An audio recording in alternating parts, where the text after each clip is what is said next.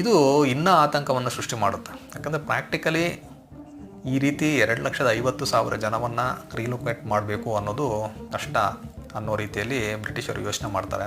ಅವ್ರೇನು ಮಾಡ್ತಾರೆ, ಈ ಪೀಲ್ ಕಮಿಷನ್ ಕೊಟ್ಟಂತಹ ಒಂದು ಪ್ರಪೋಸಲ್ ಏನಿದೆ ಅದನ್ನು ಅಸೆಸ್ ಮಾಡೋದಕ್ಕೆ ವುಡ್ಹೆಡ್ ಕಮಿಷನ್ ಅಂತ ಒಂದು ಕಮಿಷನ್ ಮಾಡ್ತಾರೆ.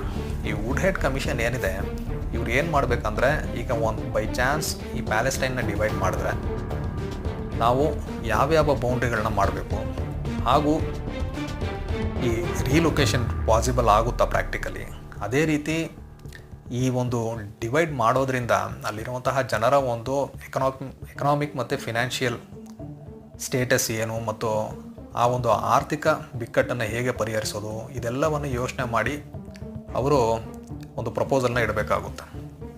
ಅವ್ರೇನು ಹೇಳ್ತಾರಂದರೆ, ಡಿವೈಡ್ ಮಾಡಿ ಈ ಥರ ಅಲ್ಲಿರೋರನ್ನ ರೀಲೊಕೇಟ್ ಮಾಡೋದನ್ನು